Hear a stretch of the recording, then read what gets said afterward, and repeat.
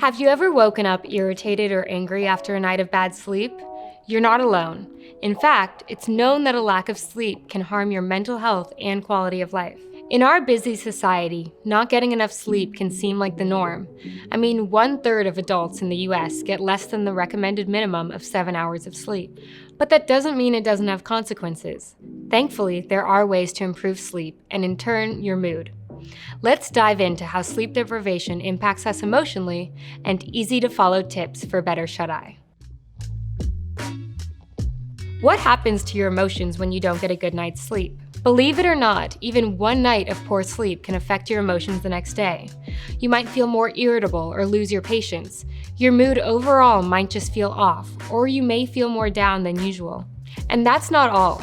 You also might experience higher levels of stress, making it overwhelming to deal with challenging circumstances. And lack of sleep may cause or worsen mental health issues like anxiety and depression. In short, poor sleep is not a friend to good moods. So we know sleep affects emotions, but why? Your emotions are regulated in the brain, most notably by the amygdala. When you're sleep deprived, your amygdala goes into overdrive. It produces more intense emotional reactions to difficult situations. In fact, one study found that sleep deprivation can increase activity in the amygdala by as much as 60%. Other studies show that a lack of sleep can disrupt the communication between the medial prefrontal cortex and the amygdala. As a result, the medial prefrontal cortex cannot regulate the amygdala's exaggerated responses, which can cause further emotional instability. Lack of sleep can also reduce the amount of time you spend in REM sleep, or the stage of sleep during which you tend to have vivid dreams. REM sleep is essential for processing difficult memories so the amygdala can adapt and produce less reactive emotions. It's a lot to take in. The next questions you might have are, why can't I sleep, and what can I do about it? First things first, what causes sleep deprivation?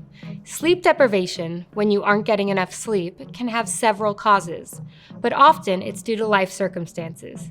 Think staying up late to meet a deadline or browsing the internet.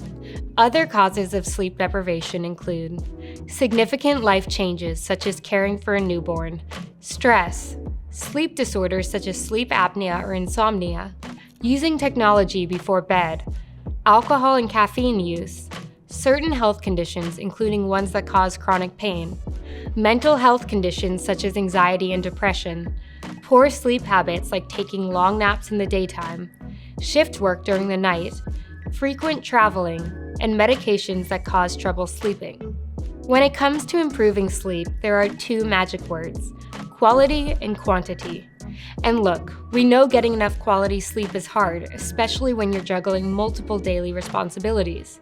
However, we're hoping these 8 tips will help you to prioritize sleep and, in turn, your emotional well-being. Find ways to cope with life situations that lead to sleep deprivation. For example, if you recently had a baby, you could ask friends and family to help care for your newborn while you get some rest. Or you and your partner could take turns getting up in the middle of the night. Make consistency your friend.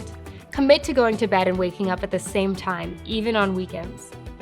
Avoid screen time at least 1 hour before bed. You've likely heard this one before.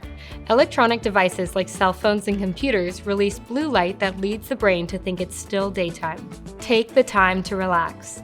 To make falling asleep easier, you can try calming activities such as meditation, yoga, or reading a book. Create a sleep sanctuary. Reserve your bed and bedroom for only sleep if you can. Remove all electronics, keep the temperature in the room cool, and make your room as dark as possible. Hold the caffeine. Many people drink caffeinated drinks like coffee or tea to help them push through the day. But caffeine makes it hard to sleep when bedtime arrives. So it's best to limit caffeine to the mornings or avoid it altogether if you're having sleep problems. Avoid large meals and alcohol before bed. Though a full stomach or alcohol may help you feel sleepy, they actually keep your body from getting quality sleep. This is because your body stays active to digest the food and alcohol. Move your body. Physical activity can help you sleep better. It's best to exercise early in the day. Exercising closer to bedtime could re-energize your body, making it harder to sleep. Sleep affects a lot more than you might realize, including your mood. If you're feeling irritable, angry, and unable to deal with stress, ask yourself if you're not sleeping well. If not, don't fret. Adjusting your bedtime routine and lifestyle can help you get that quality shut-eye. And as always, it's a good idea to speak with your healthcare provider. They can determine if an underlying condition or something else is causing the poor sleep and offer possible solutions.